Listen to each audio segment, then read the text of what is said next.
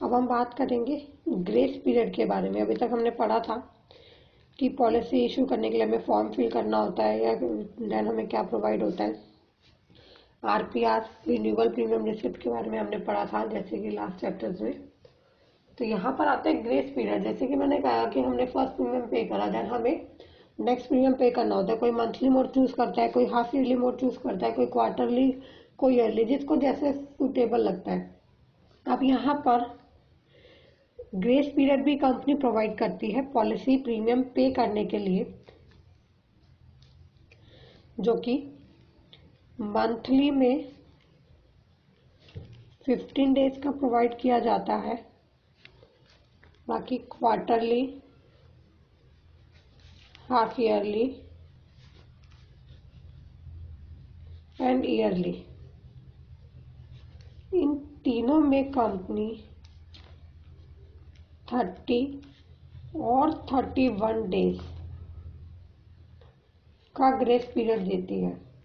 इसका मतलब ये है कि अगर किसी बंदे ने पॉलिसी ली और उसको प्रीमियम 15 जून को पे करना था, तो कंपनी उसका 15 जुलाई तक कोई चार्ज नहीं लगाएगी। यहाँ पर 15 जुलाई तक कंपनी कोई चार्ज नहीं लगाएगी। जो नॉर्मल प्रीमियम था वो पे कर सकता है। लेकिन अगर मान लो 15 जुलाई भी निकल गया, देन 16 को कंपनी उसको 1 मंथ का जो भी लेट फाइन होगा वो चार्ज करके देन प्रीमियम पे करना पड़ेगा। तो ये डेली बेसिस पे लगता है। तो आपको ग्रेस पीरियड के ऊपर क्वेश्चन पूछा जाता है कि मंथली में ग्रेस पीरियड कितने डेज का होता है। डेज वाले क्वेश्चन मोस्ट इंपॉर्टेंट है, जहाँ पे भी न्यूमेरिकल वैल्यू आ जाए कि 10 दिन के अंदर कंपनी को रिवर्ट करना है या 15 दिन में उसका ये है, तो वो चीजें आपको मोस्टली ध्यान में रखनी है। बहुत सिंपल होता है, एक एक मार्क का क्वेश्चन होता है, फटाफट आपका 1 मार्क इसमें इजीली आ जाएगा। तो यहाँ पर क्वार्टरली, हाफ ईयरली और ईयरली में जो ग्रेस पीरियड होता है वो 30 और 31 डेज का होता है। अब अगर ग्रेस पीरियड के अंदर भी किसी बंदे ने प्रीमियम नहीं भरा और उसके बाद भी उसने प्रीमियम नहीं भरा, तो कंपनी उसकी पॉलिसी को 6 मंथ तक लेट फाइन के साथ प्रीमियम पे किया जाता है। लेकिन जैसी ग्रेस पीरियड के 6 महीने के अंदर कस्टमर ने प्रीमियम नहीं भरा, तो उसकी पॉलिसी क्या हो जाती है, लैप्स हो जाती है। लैप्स पॉलिसी के अंदर अगर बंदे की कोई भी डेथ हो जाए तो वहां पर उसको क्लेम में प्रॉब्लम आती है। तो कंपनी लैप्स पॉलिसी में क्लेम प्रोवाइड नहीं करती है। इसलिए कोशिश करिए कि लैप्स से होने से पहले ही प्रीमियम कस्टमर्स को पे करना चाहिए। आप आगे एजेंट बनेंगे तो वहां पर आप कस्टमर्स को एडवाइस करें। लेकिन अभी हम कोर्स के अकॉर्डिंग चलते हैं। जैसे कि इसमें पॉलिसी लैप्स होने पर कंपनी का कोई प्रोसीजर होता है कि आप उस पॉलिसी को रिवाइव करा सकते हैं। रिवाइव कराने के लिए सबसे पहले कस्टमर को रिवाइवल फीस देनी होगी। देन सेकंड, हेल्थ डिक्लेरेशन देनी होगी। हेल्थ डिक्लेरेशन कंपनी इसलिए लेती है कि बंदा सही तरीके से है भी या नहीं है। रिवाइवल के अंदर सबसे पहले रिवाइवल फीस, हेल्थ डिक्लेरेशन, और जो प्रीमियम पे नहीं करे वो पे करने होंगे, प्लस में इंटरेस्ट देना होगा। हेल्थ डिक्लेरेशन कंपनी इसलिए लेती है कि पता चला कोई बंदा फिजिकली फिट नहीं है और उसने सोचा क्यों ना अपनी पॉलिसी को मैं रिवाइव करा लूं, ताकि अगर मुझे कुछ भी हो जाए तो मेरी फैमिली को एटलीस्ट उसका प्रॉफिट हो जाए। तो बट कंपनी कभी भी ऐसा नहीं करती, क्योंकि आप इलीगल तरीके से या कोई भी फ्रॉड करके क्लेम के लिए नहीं ले सकते हैं। तो इसलिए कंपनी आपको रिवाइव पॉलिसी करने के लिए टर्म्स एंड कंडीशन फुलफिल करनी होती है। और जैसे ही आपकी कंडीशन फुलफिल हो जाती है, देन आप अपनी पॉलिसी को दोबारा से रिवाइव करा सकते हैं। और रिवाइव कराने के 2 साल के बाद, जैसे कि हमने पहले भी पढ़ा था, इंडिस्प्यूटेबिलिटी क्लोज, तो वो पॉलिसी शुरू में लेते टाइम 2 साल के अंदर, और रिवाइव कराने के बाद भी अगर कंपनी को पता चला कि कस्टमर ने कोई फ्रॉड करा है तो वहां पर कंपनी उसका क्लेम प्रोवाइड नहीं करेगी। देन उसकी पॉलिसी को company null and void, it means रद्द कर देगी, दिया हुआ प्रीमियम भी फॉरफिट कर लेगी। ये हमने क्लियर किया था इंडिस्प्यूटेबिलिटी क्लोज के अंदर। आगे आता है इसमें नॉमिनेशन।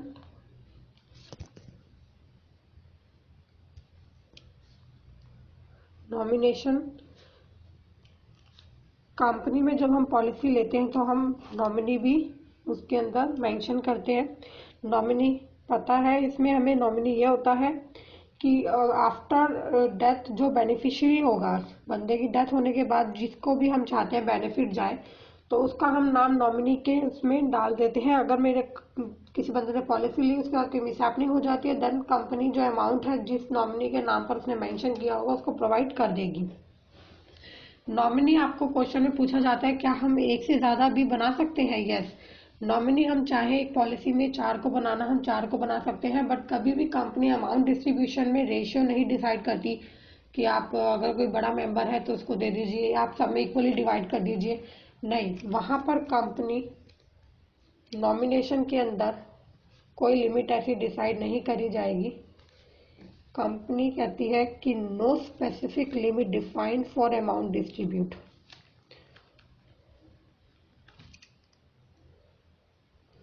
तो नॉमिनी में कोई भी ऐसी लिमिट डिसाइड नहीं करी जाती कि आप इसमें इतना बांट दीजिए, इसमें इतना बांट दीजिए। उसके अंदर कंपनी कभी भी, और हाँ एक चीज मोस्ट इम्पॉर्टेंट है, अगर आपने किसी माइनर को नॉमिनी बनाया जिसकी एज 18 ईयर से कम है, तो उस केस के अंदर हमें अपॉइंटी का होना बहुत जरूरी है, क्योंकि कभी भी 18 ईयर से कम के बंदे को कंपनी अमाउंट नहीं देगी क्लेम का, क्योंकि उसे यही नहीं पता अमाउंट को यूज कैसे करना है, वो उस चीज के लिए लीगली नॉमिनी नहीं बनता। तो कंपनी उस केस में अपॉइंटी रखा जाता है। जैसे आप अगर मान लीजिए किसी फादर ने पॉलिसी ली, बच्चे को नॉमिनी बनाया, तो वो अपनी वाइफ को अपॉइंटी बना सकते हैं।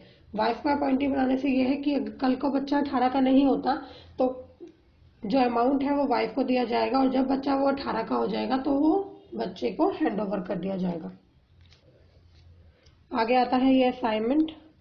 असाइनमेंट होता है बेसिकली कि आप अपनी पॉलिसी के अंदर असाइन भी कर सकते हैं। असाइनमेंट 2 तरीके से होता है। असाइनमेंट होता है अपनी पॉलिसी को किसी और के ऊपर सौंप देना, सौंपना। ये एक होता है कंडीशनली, और एक होता है इसमें एब्सोल्यूट। कंडीशनली होता है कि आप एक कंडीशन लगाकर कुछ टाइम पीरियड के लिए अपने, जैसे आपने पॉलिसी ली, आपको लगता है आप उस पॉलिसी को आगे कंटिन्यू नहीं कर पाएंगे, तो या आपको लगता है कि मेरे को अभी कुछ प्रॉब्लम चल रही है, तो आपने उस पॉलिसी को एक कंडीशन लगाकर, जैसे कंपनी को ही सौंप दिया, आपने कहा कि मुझे लोन प्रोवाइड कर दीजिए, और जब तक मैं आपका लोन नहीं क्लियर कर देती तब तक मेरी पॉलिसी आपके पास गिरवी है। तो वहां पर आपने एक कंडीशन लगाकर पॉलिसी कंपनी को साइन कर दी। लेकिन एब्सोल्यूट होता है कि आपको लगता है कि आप प्रॉपर तरीके से ही नहीं भर पाएंगे, तो आपने अपनी पॉलिसी को किसी और बंदे को दे दिया कि आप इसके बेनिफिशियरी हैं, आप इसके बेनिफिट इन फ्यूचर में लेंगे, जैसे जैसे प्रीमियम है वो पे करते जाइए, और सारे बेनिफिट जो है वो उस बंदे के नाम पर ट्रांसफर हो जाएंगे। तो असाइनमेंट इसमें 2 तरीके से होता है, कंडीशन के थ्रू, कंडीशन लगाकर, और दूसरा एब्सोल्यूट।